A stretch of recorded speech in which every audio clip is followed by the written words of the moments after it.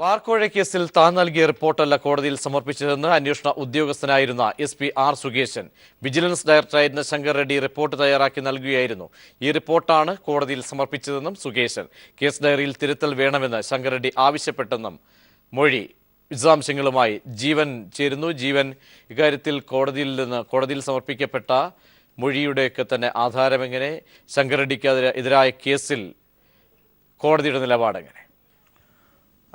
ഇന്ന് രാവിലെ 11 മണിയോടുകൂടി തിരുവനന്തപുരം വിജിലൻസ് കോടതിയിൽ സമർപ്പിച്ചിരിക്കുന്ന ഈ അന്വേഷണ ഉദ്യോഗസ്ഥനായ ജ്യോതികുമാറിൻ്റെ റിപ്പോർട്ടാണ് ഇപ്പോൾ കൈരളി പീപ്പിൾ TVക്ക് ലഭിച്ചിരിക്കുന്നത്. ഇതിൽ വളരെ പ്രധാനമായുള്ള നിരവധി ആക്ഷേപങ്ങളാണ് അദ്ദേഹം ഉന്നയിച്ചിരിക്കുന്നത്. അതോടൊപ്പം എന്നാൽ അതിന് ഘടകവിരുദ്ധമായ ഒരു റിപ്പോർട്ട് തിരുവനന്തപുരം വിജിലൻസ് കോടതിയിൽ സമർപ്പിക്കുകയും ചെയ്തിരിക്കുന്നു. ഏറ്റവും പരമപ്രധാനമായുള്ളത് 14-13 പേജുകളിലായി വന്നിട്ടുള്ള കാര്യങ്ങളാണ് ഏറ്റവും പരമപ്രധാനമായി നമുക്ക് ഇവിടെ പരിഗണിക്കാവുന്ന ഒരു കാര്യമുള്ളത്. അന്നത്തെ വിജിലൻസ് ഡയറക്ടറായിരുന്ന ശങ്കർ റെഡ്ഡി കേസിൽ ഫാക്ച്വൽ റിപ്പോർട്ട് KM മാണിക്ക് എതിരായിരുന്നുവെങ്കിൽ പോലും അദ്ദേഹം ഈ റിപ്പോർട്ട് അംഗീകരിച്ചിരുന്നില്ല. അദ്ദേഹം ഇത് അംഗീകരിച്ചെങ്കിലും ഫാക്ച്വൽ റിപ്പോർട്ടിലെ എൻ്റെ കണ്ടെത്തൽ, അതായത് സുകേഷിൻ്റെ കണ്ടെത്തലിനെ അദ്ദേഹം തൃപ്തിയില്ലാത്ത രൂപത്തിൽ സംസാരിച്ചു. തുടർന്ന് അദ്ദേഹം ക്ലാരിഫിക്കേഷൻ ചോദിച്ചുകൊണ്ട് അദ്ദേഹം എനിക്ക് ലെറ്റർ തരികയാണ് ഉണ്ടായത്. റിപ്പോർട്ടിൻ്റെ 14-ാം പേജിൽ ആണ് വളരെ പ്രധാനമായ ആരോപണമുള്ളത്. ഞാൻ കണ്ടെത്തിയിരുന്ന പല കാര്യങ്ങളുമല്ല റിപ്പോർട്ടിൻ്റെ ഭാഗമായി അവസാനം വന്നത്. ഈ കേസിൽ ഘടകവിരുദ്ധമായി റിപ്പോർട്ട് സമർപ്പിക്കുന്നതിനായി എനിക്ക് മേലിൽ അന്തിമ റിപ്പോർട്ടിലും പ്രതിഫലിച്ചിരുന്ന എൻ്റെ അന്വേഷണത്തിന് കണ്ടെത്തലുകൾക്ക് വിരുദ്ധമായ കാര്യങ്ങളാണ് അവസാനമായി തയ്യാറാക്കിയ റിപ്പോർട്ടിൽ ഉണ്ടായിരുന്നത്. അതിൻ്റെ അടിസ്ഥാനത്തിൽ മേലുദ്യോഗസ്ഥനായ ശങ്കർ റെഡ്ഡി എന്നോട് ഇതിൻ പ്രകാരം റിപ്പോർട്ട് സമർപ്പിക്കാനായി പറഞ്ഞു. റിപ്പോർട്ടിൻ്റെ 16-ാം പേജിൽ ചോദ്യം നമ്പർ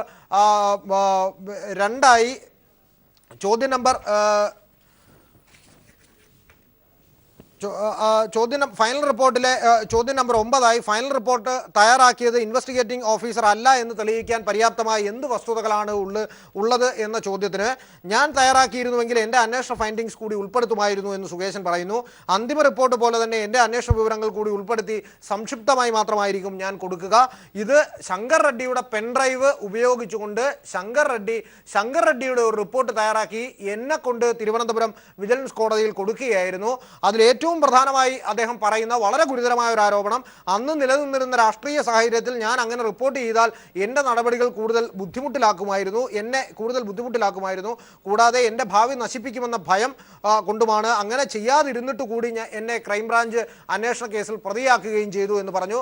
വളരെ പ്രധാനപ്പെട്ട മറ്റൊരു കണ്ടെത്തലുള്ളത്, ഈ കേസിൽ സുകേശനെതിരായ അന്വേഷണം നടത്തിയ ക്രൈംബ്രാഞ്ച് SP PN ഉണ്ണിരാജനും ഈ കാര്യം അതാണ് ഇപ്പോൾ ജീവൻ പുറത്തു വരുന്ന ഏറ്റവും കൂടുതൽ ശക്തമായ ഒരുപക്ഷെ ശങ്കർ റെഡ്ഡിക്കെതിരായ ആരോപണത്തെ ശരിവയ്ക്കുന്ന തരത്തിലേക്ക് ഉണ്ണിരാജ് ഇക്കാര്യത്തിൽ എന്താണ് പറയുന്നത്?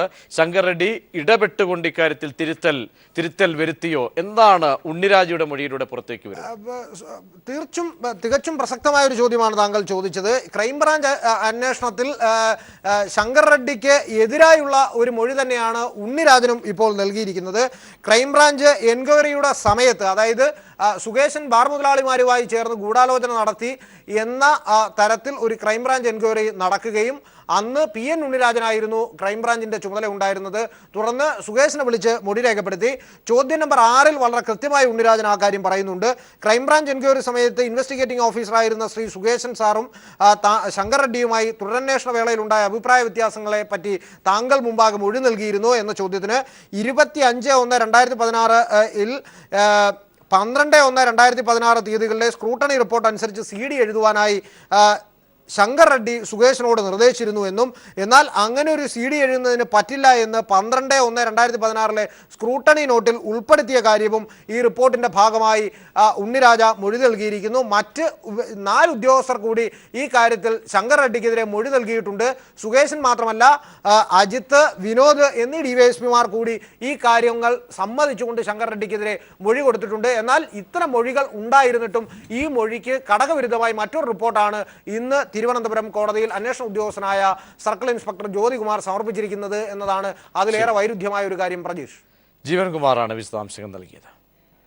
ബാർക്കോഴ അട്ടിമറി കേസിൽ ശങ്കർ റെഡ്ഡിക്കെതിരെ കേസെടുക്കാൻ തെളിവില്ലെന്ന് റിപ്പോർട്ട് വിജിലൻസ് കോടതിയിൽ സമർപ്പിച്ചു. വിജിലൻസ് ഡയറക്ടറായിരിക്കെ ശങ്കർ റെഡ്ഡി KM മാണിക്കെതിരായ ബാർ കേസ് അട്ടിമറിച്ചു എന്ന് ആരോപിച്ച് സമർപ്പിച്ച പരാതിയിലാണ് വിജിലൻസിന്റെ റിപ്പോർട്ട്. ശങ്കർ റെഡ്ഡിയെ വെള്ളപൂശിയും ബാർക്കോഴെ അട്ടിമറിയിൽ തെളിവില്ലെന്ന് കാട്ടിയുമാണ് വിജിലൻസ് അന്വേഷണ ഉദ്യോഗസ്ഥനായ സർക്കിൾ ഇൻസ്പെക്ടർ ജ്യോതികുമാർ 100 പേജുള്ള ത്വരിതാന്വേഷണ റിപ്പോർട്ട് തിരുവനന്തപുരം വിജിലൻസ് കോടതിയിൽ സമർപ്പിച്ചത്. മുൻ വിജിലൻസ് ഡയറക്ടർ എൻ ശങ്കർ റെഡ്ഡിയും SP R സുകേശനും ചേർന്ന് ബാർക്കോഴ കേസിന്റെ അന്വേഷണം അട്ടിമറിച്ചു എന്ന ആരോപണത്തിൽ കഴമ്പില്ലെന്നാണ് റിപ്പോർട്ടിന്റെ കാതൽ. റിപ്പോർട്ടിന്മേൽ എതിർവാദം നിരത്തുന്നതിനായി പരാതിക്കാരനായ പായ് ശ്രീനിവാസിന് കോടതി ഫെബ്രുവരി 7 വരെ സമയം അനുവദിച്ചു. KM മാണിയെ രക്ഷിക്കുന്നതിനു വേണ്ടി ബാർക്കോഴ കേസിന്റെ കേസ് ഡയറിയിലെ കണ്ടെത്തലുകൾ അട്ടിമറിച്ചു എന്നായിരുന്നു പരാതിയിലെ മുഖ്യ ആരോപണം. ശങ്കർ റെഡ്ഡിക്കെതിരെ ഇടതുപക്ഷ ജനാധിപത്യ മുന്നണിയും ബിജു രമേശ് അടക്കമുള്ള പരാതിക്കാരും ഉയർത്തിയ എല്ലാ ആരോപണങ്ങളെയും മറികടക്കുന്നതാണ് ത്വരിതാന്വേഷണ റിപ്പോർട്ട്. 115 ദിവസത്തിലേറെ നീണ്ടുനിന്ന അന്വേഷണത്തിനൊടുവിലാണ് റിപ്പോർട്ട് കോടതിയിൽ സമർപ്പിച്ചിരിക്കുന്നത്. News bureau, Thiruvananthapuram. സരിതയെ കുഴൽപ്പണ ഇടപാടിന്റെ കാരിയറായി ഉമ്മൻചാണ്ടി ഉപയോഗിച്ചതായി സോളാർ കമ്മീഷനിൽ മൊഴി. മുൻ MLA ജോസ് കുറ്റ്യാനിയാണ് മൊഴി നൽകിയത്. സോളാറുമായി ബന്ധപ്പെട്ട് CL ആൻഡോ സമർപ്പിച്ച പദ്ധതി ഉമ്മൻചാണ്ടി അട്ടിമറിച്ചുവെന്നും ജോസ് കുറ്റ്യാനി. സാലി മുഹമ്മദ് ചേരുന്നു. സാലി, വിശദാംശങ്ങൾ. പ്രതീക്ഷ, സരിതയെ കുഴൽപ്പണ ഇടപാടിന് ഉമ്മൻചാണ്ടി ഉപയോഗിച്ചു എന്ന സുപ്രധാനമായ വെളിപ്പെടുത്തലാണ് ഇന്ന് കമ്മീഷൻ മുമ്പാകെ നടത്തിയത്. മുൻ ഇടുക്കി MLA ജോസ് കുറ്റ്യാനിയുടേതാണ് മൊഴി. അതിനിടയാക്കിയ സാഹചര്യം വിസ്താരത്തിനിടെ അദ്ദേഹം ഇങ്ങനെ വിശദീകരിക്കുകയും ചെയ്തു. മുഖ്യമന്ത്രിയായിരുന്ന ഉമ്മൻചാണ്ടി തമിഴ്നാട്ടിലെ ഒരു സ്ഥാപനത്തിന് അധികാരം ഉപയോഗിച്ച് ഭരണപരമായ ചില സഹായങ്ങൾ ചെയ്തു നൽകിയിരുന്നു. ഇതിനുള്ള പാരിതോഷികം എന്ന നിലയ്ക്ക് കോടികൾ പണമായാണ് ഉമ്മൻചാണ്ടിക്ക് നൽകിയത്. ഈ പണം കേരളത്തിൽ എത്തിക്കുന്നതിനായി, തമിഴ്നാട്ടിൽ നിന്ന് കേരളത്തിലേക്ക് കൊണ്ടുവരുന്നതിനായി സരിതയാണ് ഉമ്മൻചാണ്ടി ഉപയോഗിച്ചത് എന്നുമാണ് ജോസ് കുറ്റ്യാനി കമ്മീഷൻ മുമ്പാകെ മൊഴി നൽകിയത്. മറ്റൊന്ന്, സോളാർ പദ്ധതിയുമായി ബന്ധപ്പെട്ട് CL ആൻഡോ ഉമ്മൻചാണ്ടി മുമ്പാകെ 2011 ഒരു പ്രൊജക്ട് റിപ്പോർട്ട് സമർപ്പിച്ചതായി തനിക്കറിയാം. എന്നാൽ ഈ പദ്ധതി നടപ്പാക്കാതെ ഉമ്മൻചാണ്ടി ബോധപൂർവം വൈകിപ്പിക്കുകയായിരുന്നു. അതിനൊരു ലക്ഷ്യവും ഉണ്ടായിരുന്നു. പിന്നീട് ഇത് സരിതയ്ക്ക് കൈമാറി. അതിന് കാരണം ഉമ്മൻചാണ്ടിയുടെ മകൻ ചാണ്ടി ഉമ്മന്റെ പങ്കാളിത്തത്തോടെ ആരംഭിക്കുന്ന ഒരു സൊസൈറ്റിക്ക് വേണ്ടിയാണ് പ്രസ്തുത പ്രൊജക്ട് റിപ്പോർട്ട് ഉമ്മൻചാണ്ടി സരിതയ്ക്ക് നൽകിയതെന്നും മുൻ MLA കൂടിയ ജോസ് കുറ്റ്യാനി കമ്മീഷൻ മുമ്പാകെ പറഞ്ഞു. CL ആൻഡോയുടെ അപേക്ഷ പ്രകാരമാണ് കുറ്റ്യാനിയെ സോളാർ കമ്മീഷൻ ഇന്ന് വിസ്തരിച്ചത്. സാലിയാണ് വിവരങ്ങൾ നൽകിയത്. കോൺഗ്രസ് പുനഃസംഘടനയിൽ നിലപാടിലുറച്ച ഉമ്മൻചാണ്ടി ഓരോ മണിക്കൂറിലും നിലപാട് മാറ്റുന്ന ആളല്ല താനെന്ന് ഉമ്മൻചാണ്ടി. ഹൈക്കമാൻഡ് ചർച്ചയ്ക്ക് വിളിച്ചാൽ പോകുമെന്നും ഉമ്മൻചാണ്ടി വ്യക്തമാക്കി. ഞാൻ എൻ്റെ നിലപാട് നേരത്തെ പറഞ്ഞതാണ്. ഓരോ മണിക്കൂറിലും പറയേണ്ട കാര്യമില്ലല്ലോ. ഡൽഹിയായിട്ട് ഒരു അഭിപ്രായ വ്യത്യാസവും ഇല്ല, ഞങ്ങൾക്കൊരു ഡിമാൻഡും ഇല്ല. ഞാൻ ഒരു പരാതിയും ഒരിടത്തും പറഞ്ഞിട്ടില്ല. നേതൃത്വം വിളിച്ചാൽ നിശ്ചയമായിട്ടും ഞാൻ പോകും. യാതൊരു അടിസ്ഥാനവും ഇല്ലാത്ത ഒരാക്ഷേപം ചോദിച്ചത് നന്നായി. അത് ചില ഉത്തരവാദിത്വപ്പെട്ട മാധ്യമങ്ങൾ ഏറ്റെടുത്ത് വളരെ പ്രയാസമുണ്ട്. വാർത്തയിലേക്ക്. ജിഷ്ണുവിന്റെ മരണത്തിന് കാരണക്കാരായവരെ പുറത്താക്കുന്നതുവരെ സമരം തുടരുമെന്ന് പാമ്പാടി നെഹ്റു എഞ്ചിനീയറിംഗ് കോളേജ് വിദ്യാർത്ഥികൾ. വൈസ് പ്രിൻസിപ്പലും PROയും ഉൾപ്പെടെയുള്ളവരെ സസ്പെൻഡ് ചെയ്തത് നെഹ്റു ഗ്രൂപ്പിന്റെ കുറ്റസമ്മതമെന്നും വിദ്യാർത്ഥികൾ ആരോപിച്ചു. അതേസമയം ചുമതല ഏറ്റെടുത്ത അന്വേഷണ ഉദ്യോഗസ്ഥ കിരൺ നാരായൺ പ്രിൻസിപ്പൽ അടക്കമുള്ള കോളേജ് ജീവനക്കാരെ ചോദ്യം ചെയ്തു. PROയും മുൻമന്ത്രി KP വിശ്വനാഥന്റെ മകനുമായ Sanjith Viswanathan, vice principal NK Sakthivel, അധ്യാപകൻ CP പ്രവീൺ എന്നിവരെ സസ്പെൻഡ് ചെയ്ത നെഹ്റു ഗ്രൂപ്പിന്റെ നടപടി കുറ്റസമ്മതമാണെന്ന് ജിഷ്ണുവിന്റെ സഹപാഠികൾ ആരോപിച്ചു. ഈ 3 പേരും വ്യാജ ആരോപണങ്ങൾ കെട്ടിച്ചമച്ച ജിഷ്ണുവിനെ ഭീഷണിപ്പെടുത്താൻ മുൻകൈയെടുത്തുവെന്നും ഇവരെ പുറത്താക്കുന്നതുവരെ പ്രതിഷേധം തുടരുമെന്നും വിദ്യാർത്ഥികൾ പറഞ്ഞു. കോപ്പിയടി നടന്നിട്ടില്ലെന്ന് അന്വേഷണത്തിൽ ശരിവെച്ചതോടെ ക്രമവിരുദ്ധ പ്രവർത്തനങ്ങൾ നടത്തിയ നെഹ്റു കോളേജിനെതിരെയാവും സാങ്കേതിക സർവകലാശാലയുടെ റിപ്പോർട്ട്. പരീക്ഷാ ഹാളിലെ ഇൻവിജിലേറ്ററും ആരോപണത്തെ തുടർന്ന് സസ്പെൻഷനിലായ അധ്യാപകനുമായ പ്രവീൺ സർവകലാശാല സംഘത്തിന് മൊഴി നൽകാൻ തയ്യാറായിട്ടില്ല. ഈ മൊഴി കൂടി ലഭിച്ചാൽ വിദ്യാഭ്യാസ വകുപ്പിന് റിപ്പോർട്ട് സമർപ്പിക്കുമെന്ന് സാങ്കേതിക സർവകലാശാല രജിസ്ട്രാർ GP പത്മകുമാർ പറഞ്ഞു. അതിനിടെ അന്വേഷണ ചുമതലയേറ്റ ഇരിങ്ങാലക്കുട ASP കിരൺ നാരായണന്റെ നേതൃത്വത്തിൽ പ്രിൻസിപ്പൽ അടക്കമുള്ളവരെ ചോദ്യം ചെയ്തു. ജിഷ്ണുവിന്റെ സഹപാഠികളിൽ നിന്നും ഉത്തരങ്ങൾ നോക്കിയെഴുതാൻ സഹായിച്ചുവെന്ന കോളേജ് പറയുന്ന വിദ്യാർത്ഥിയിൽ നിന്നും പോലീസ് മൊഴിയെടുത്തു. ജിഷ്ണു കോപ്പിയടിക്കാൻ ശ്രമിച്ചിട്ടില്ലെന്നാണ് എല്ലാവരുടെയും മൊഴി. കോളേജ് ഹോസ്റ്റലിലും അന്വേഷണ സംഘം തെളിവെടുപ്പ് നടത്തി. News bureau, Thrissur. ടോംസ് കോളേജിൽ ശാസ്ത്ര സാങ്കേതിക സർവകലാശാല രജിസ്ട്രാറുടെ നേതൃത്വത്തിൽ തെളിവെടുപ്പ് തുടരുന്നു. മൊഴി നൽകാതിരിക്കാൻ വിദ്യാർത്ഥികളെ പൂട്ടിയിട്ടു. മോചിപ്പിക്കാനെത്തിയ SFI പ്രവർത്തകർക്ക് നേരെ പോലീസ് ലാത്തിവീശി. അതേസമയം മൊഴിയെടുക്കണമെന്നാവശ്യപ്പെട്ട് 1ാം വർഷ വിദ്യാർത്ഥികൾ കോളേജിന് മുന്നിൽ പ്രതിഷേധം നടത്തി. ടോംസ് വിദ്യാർത്ഥികളെ ഭയപ്പെടുത്തുന്നത് ഉമ്മൻചാണ്ടിയുമായുള്ള ബന്ധം ചൂണ്ടിക്കാട്ടിയാണ്. മാനേജ്മെന്റിന്റെ മോശം പെരുമാറ്റത്തിനെതിരെ പരാതി വ്യാപകമായതോടെയാണ് സാങ്കേതിക സർവകലാശാല രജിസ്ട്രാറുടെ നേതൃത്വത്തിലുള്ള സംഘം പരിശോധനയ്ക്കെത്തിയത്.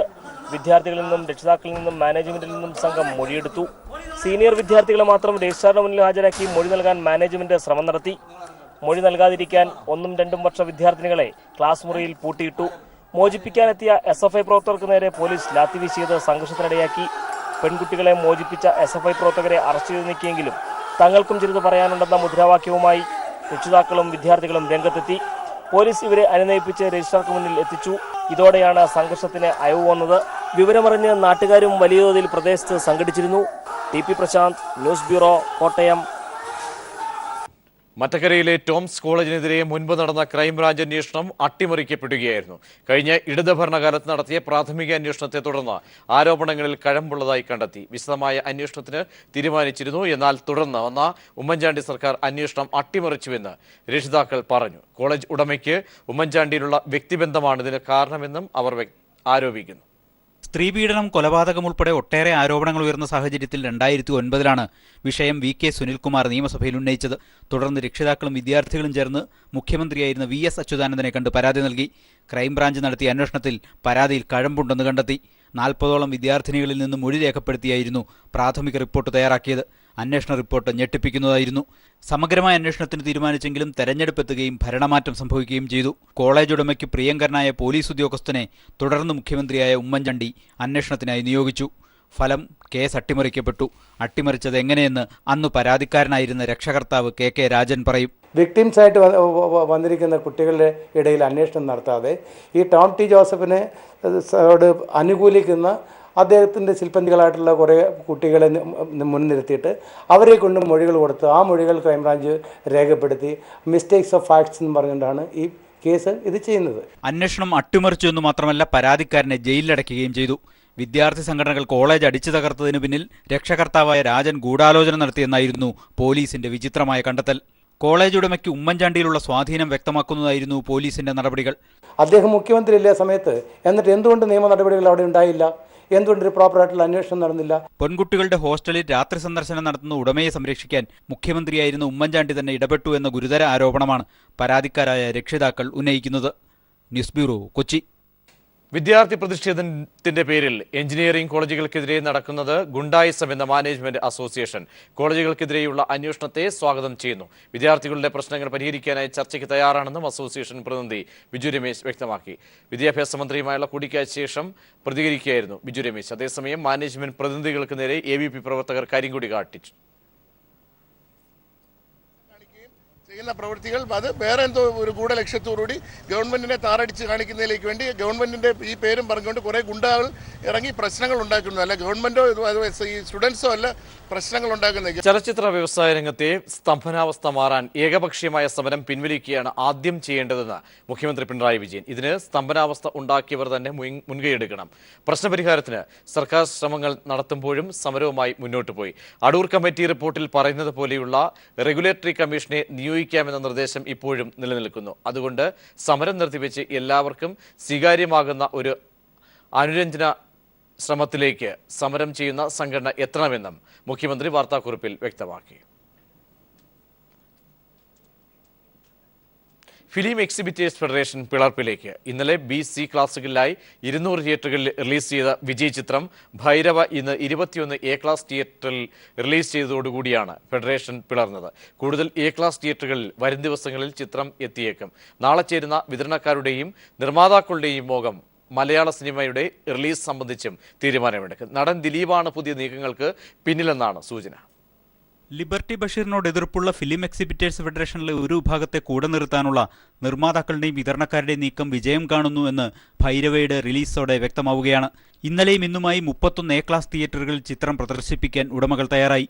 ഇതിനിടെ നാളെ നടക്കുന്ന നിർമ്മാതാക്കളുടെയും വിതരണക്കാരുടെയും യോഗത്തിൽ ഒരു വിഭാഗം തിയേറ്റർ ഉടമകളും പങ്കെടുക്കുമെന്ന് ഉറപ്പായി. നടൻ ദിലീപിന്റെ നേതൃത്വത്തിൽ ഇതിനായി നടത്തിയ നീക്കം വിജയിച്ചതായാണ് സൂചന. യോഗത്തിൽ ദിലീപ് പങ്കെടുക്കും. ക്രിസ്തുമസ് റിലീസിംഗ് മുടങ്ങിയ മലയാള ചിത്രങ്ങളുടെ റിലീസിംഗ് തീയതിയും നാളെ പ്രഖ്യാപിച്ചേക്കും. മുന്തിരിവള്ളികൾ തളിർക്കുമ്പോൾ 20-നും ജോമോന്റെ സുവിശേഷങ്ങൾ 19-നും റിലീസ് ചെയ്യാനാണ് ധാരണ. പരമാവധി A ക്ലാസ് തിയേറ്ററുകളിലും ഒപ്പം നിലവിൽ ഷിഫ്റ്റിംഗ് സെന്ററുകളായി പ്രവർത്തിക്കുന്ന B ക്ലാസ് തിയേറ്ററുകളിലും ഈ ചിത്രങ്ങൾ റിലീസിംഗിന് നൽകും. പിന്നീട് ഈ തിയേറ്ററുകളെ റിലീസ് സെന്ററുകളാക്കി മാറ്റാനാണ് ധാരണ. കൂടുതൽ എ ക്ലാസ് തിയേറ്റർ ഉടമകളെ ഇങ്ങനെ സമ്മർദ്ദത്തിലാക്കാനാണ് നീക്കം. സ്വന്തമായി തിയേറ്ററുകളുള്ള ചില നിർമ്മാതാക്കളും വിതരണക്കാരുമാണ് ഇതിന് ചുക്കാൻ പിടിക്കുന്നത്. D Cinemas, Aashirvad group, Carnival group തുടങ്ങിയവർ ഇതിന്റെ മുൻനിരയിലുണ്ട്. നീക്കം വിജയിച്ചാൽ ഫിലിം എക്സിബിറ്റേഴ്സ് ഫെഡറേഷനിലെ പിളർപ്പ് പൂർണ്ണമാകും. നിർമ്മാതാക്കളും വിതരണക്കാരും മുന്നോട്ട് വയ്ക്കുന്ന നിബന്ധനകൾ പാലിച്ച് സിനിമ പ്രദർശിപ്പിക്കാനാണ് ചില തിയേറ്റർ ഉടമകൾ തയ്യാറാകുന്നത്. News bureau, Kochi. ദേശീയപാതയോരത്തെ മദ്യവിൽപ്പന നിരോധിച്ച ഉത്തരവിൽ ഇളവില്ലെന്ന് സുപ്രീംകോടതി. ഇളവ് നൽകുന്നത് ഉത്തരവിന്റെ ലക്ഷ്യത്തെ ഇല്ലാതാക്കുമെന്ന് സുപ്രീംകോടതി നിരീക്ഷിച്ചു. മാഹിക്ക് പ്രത്യേക ഇളവ് നൽകുമെന്ന ആവശ്യവും കോടതി തള്ളി. വിവിധ സംസ്ഥാനങ്ങളിലെ മദ്യശാല ഉടമകളാണ് ഇളവ് തേടി സുപ്രീംകോടതിയെ സമീപിച്ചത്. ഉത്തരവ് എല്ലാ സംസ്ഥാനങ്ങൾക്കും ബാധകമാണെന്ന് ഹർജികൾ തള്ളിക്കൊണ്ട് സുപ്രീംകോടതി വ്യക്തമാക്കി. ദേശീയ സംസ്ഥാന പാതയോരങ്ങളിൽ നിന്നും 500 മീറ്ററിൽ കുറഞ്ഞ ദൂരത്തിൽ സ്ഥിതി ചെയ്യുന്ന മദ്യവിൽപ്പന കേന്ദ്രങ്ങൾ അടച്ചുപൂട്ടണമെന്നായിരുന്നു സുപ്രീംകോടതി ഉത്തരവ്. ഖാദി കമ്മീഷന്റെ കലണ്ടറിൽ നരേന്ദ്രമോദി നൂൽ നൂൽക്കുന്ന ചിത്രം അച്ചടിച്ചത് വിവാദമാകുന്നു. മഹാത്മാഗാന്ധി നൂൽ നൂൽക്കുന്ന ചിത്രം മാറ്റിയാണ് ഗാന്ധിജിയുടെ അതേ പോസ്റ്റിൽ നരേന്ദ്രമോദിയുടെ ചിത്രം അച്ചടിച്ചത്. ചർക്കയിൽ നൂൽ നൂറ്റുകൊണ്ടിരിക്കുന്ന ഗാന്ധിജിയുടെ ലോകപ്രസിദ്ധമായ ചിത്രമാണ് മോദിക്ക് വേണ്ടി മാറ്റിയത്. സ്വതസിദ്ധമായ അർദ്ധനഗ്ന വേഷത്തിൽ വന്ധ്യവയോധികൻ മഹാത്മാഗാന്ധിജി ചർക്കയിൽ നൂൽ നൂൽക്കുന്ന ചിത്രം ഇന്ത്യയുടെ ആത്മാവിനെ തൊട്ടതാണ്. 1920കളിൽ സ്വാതന്ത്ര്യ സമരത്തിന്റെ ഭാഗമായി വിദേശ വസ്ത്രങ്ങൾ ബഹിഷ്കരിക്കാൻ ആഹ്വാനം ചെയ്ത ഗാന്ധിജി ഗാന്ധിയുടെ പ്രചാരകനായി മാറി. പിന്നീട് രൂപം കൊണ്ട Gandhi and village industries commission Gandhiji ചർക്കയിൽ നൂൽ നൂൽക്കുന്ന ലോകപ്രശസ്തമായ ചിത്രം അവരുടെ മുഖചിത്രമാക്കി മാറ്റി. എന്നാൽ BJP അധികാരത്തിലെത്തിയതോടെ ആ ചിത്രവും വിസ്മൃതിയിലേക്ക് തള്ളിവിടാനുള്ള നീക്കത്തിന്റെ ഭാഗമായാണ് ഇത്തവണത്തെ കലണ്ടറിലും ഡയറിയിലും ഗാന്ധിജിയുടെ ചിത്രത്തിനു പകരം മോഡിജിയുടെ ചിത്രം ഇടം പിടിച്ചത് എന്ന വിമർശനമാണ് ഉയരുന്നത്. കലണ്ടറിലും ഡയറിയിലും ഒരിടത്ത് പോലും ഗാന്ധിജിയുടെ ചിത്രം നൽകിയില്ല എന്നതാണ് തൊഴിലാളികളെയും വൈകാരികമായ പ്രതികരണങ്ങളിലേക്ക് നയിച്ചത്. മുംബൈക്കടുത്ത വിലേപാർലയിലെ ഗാന്ധിയുടെ ആസ്ഥാനത്ത് തൊഴിലാളികൾ വൻ പ്രതിഷേധം സംഘടിപ്പിച്ചു. കറുത്ത തുണി കൊണ്ട് വായ്മൂടിക്കെട്ടിയായിരുന്നു തൊഴിലാളികളുടെ പ്രതിഷേധം. ഫോട്ടോ മാറ്റിയത് യാദർച്ഛികമല്ലെന്നും ആസൂത്രിതമാണെന്നും ഗാന്ധിജിയുടെ ചെറുമകനും എഴുത്തുകാരനുമായ തുഷാർ ഗാന്ധി പറഞ്ഞു. അതേസമയം ചിത്രം മാറ്റിയതിൽ അസ്വാഭാവികതയില്ലെന്ന് ഗാന്ധി ചെയർമാൻ വിനയ് കുമാർ സക്സേന പ്രതികരിച്ചു. പ്രമുഖ ഗാന്ധിയന്മാരും രാഷ്ട്രീയ നേതാക്കളും കേന്ദ്ര സർക്കാരിനെതിരെ പ്രതിഷേധവുമായി രംഗത്തെത്തിയിട്ടുണ്ട്. News bureau, Delhi. ഫസൽ വധക്കേസിൽ യഥാർത്ഥ കൊലയാളികളെ നിയമത്തിന് മുന്നിലെത്തിക്കാൻ തയ്യാറാകാതെ CBI ഒളിച്ചു കളിക്കരുതെന്ന് CPIM സംസ്ഥാന സെക്രട്ടേറിയറ്റ്. നിലവിൽ പ്രതി ചേർക്കപ്പെട്ടവർ നിരപരാധികളാണെന്നും യഥാർത്ഥ കൊലപാതകികൾ RSS പ്രവർത്തകരാണെന്നും വ്യക്തമാക്കുന്ന മൊഴിയും തെളിവും കേരള പോലീസ് CBIക്ക് കൈമാറിയിട്ടുണ്ട്. യഥാർത്ഥ പ്രതികളെ നിയമത്തിന് മുന്നിൽ കൊണ്ടുവരാൻ CBI തയ്യാറാകണമെന്നും CPIM സംസ്ഥാന സെക്രട്ടേറിയറ്റ് ആവശ്യപ്പെട്ടു. ആലപ്പുഴയിൽ വയോധികയെ ക്രൂരമായി തല്ലിച്ചതച്ച സംഭവത്തിൽ മരുമകൾ ഒളിവിൽ. പീപ്പിൾ TV ദൃശ്യങ്ങൾ സഹിതം വാർത്ത പുറത്തുവിട്ടതിനെ തുടർന്ന് പോലീസ് മരുമകൾക്കെതിരെ ജാമ്യമില്ലാ വകുപ്പിൽ കേസെടുത്തിരുന്നു. മുംബൈ മഹാനഗരത്തിന് പ്രണാമവുമായി കൈരളി TV ഒരുക്കുന്ന സലാം മുംബൈയുടെ ഒരുക്കങ്ങൾ പൂർത്തിയായി. ജനുവരി 15 ഞായറാഴ്ച അരങ്ങേറുന്ന താരനിശയിൽ megastar Mammootty, Kairali TV managing director John Brittas കൂടാതെ മോളിവുഡ് താരങ്ങളും അണിനിരക്കും. Megastar Mammootty, Kairali TV managing director John Brittas കൂടാതെ ബോളിവുഡ്, മലയാള സിനിമ, ടെലിവിഷൻ രംഗത്തെ പ്രശസ്തരും ജനുവരി 15 ഷൺമുഖാനന്ദ ഹാളിൽ വെച്ച് നടക്കുന്ന താരനിശയിൽ പങ്കെടുക്കും. നിരവധി ജീവകാരുണ്യ പ്രവർത്തനങ്ങളിലൂടെ മാതൃകയായ എലിക്സർ കരുണാലയയുടെ ഈ വർഷത്തെ സഹായ വിതരണങ്ങളും ചടങ്ങിൽ നടക്കും. നിരാശ്രയരും നിരാലംബരുമായവരെ സഹായിച്ചു വരുന്ന ട്രസ്റ്റിന്റെ ഭാഗമാകാൻ സുമനസ്സുകൾക്ക് അവസരമൊരുക്കുന്ന വേദി കൂടിയാവും സലാം മുംബൈ എന്ന സംഘടനയുടെ chairman doctor Roy John Mathew പറഞ്ഞു. ഈ ആനുവൽ പ്രോഗ്രാമിന് ട്രസ്റ്റ് അൺസങ് ഹീറോസ് എന്ന് പറഞ്ഞ് ആർമിയിലുള്ളവർക്ക് പ്രയാസമുള്ളവർക്ക്, മഹാരാഷ്ട്രയിൽ നിന്ന് പ്രയാസമുള്ളവരെ സഹായിക്കാനായിട്ട് ഒരു പ്രോഗ്രാം ലോഞ്ച് ചെയ്യുന്നുണ്ട്. അതിനോട് ചേർന്ന് എല്ലാ വർഷവും ചെയ്യാറുള്ളതായ ക്യാൻസർ പേഷ്യൻറ്റിനും ഹാർട്ട് പേഷ്യൻറ്റിനുമുള്ള സഹായ വിതരണങ്ങൾ നടക്കുന്നുണ്ട്. പ്രശസ്ത ബോളിവുഡ് താരം ഇഷ തൽവാറും സംഘവും നയിക്കുന്ന സിനിമാറ്റിക് ഡാൻസിൽ ബോളിവുഡ്, മോളിവുഡ് രംഗത്തെ നർത്തകർ അണിനിരക്കും. നർത്തകിയും നടിയുമായ ഉത്തര ഉണ്ണിയുടെ നൃത്തപരിപാടികളും ഉണ്ടായിരിക്കും. റിമി ടോമി, അഫ്സൽ എന്നിവരുടെ നേതൃത്വത്തിൽ ഗാനമേളയും ഹാസ്യതാരങ്ങളായ ടെനി ടോം, നെൽസൺ, സുരഭി എന്നിവർ നയിക്കുന്ന മിമിക്രിയും സലാം മുംബൈയുടെ വേദിയിൽ അരങ്ങേറും. 3 മണിക്കൂർ നീണ്ടു നിൽക്കുന്ന നൃത്ത, സംഗീത, ഹാസ്യ പരിപാടി കലയും ആധുനിക സാങ്കേതിക സംവിധാനങ്ങളും ചേർന്നൊരുക്കുന്ന വിസ്മയ കാഴ്ചയായിരിക്കും. Premlal, news bureau, Mumbai.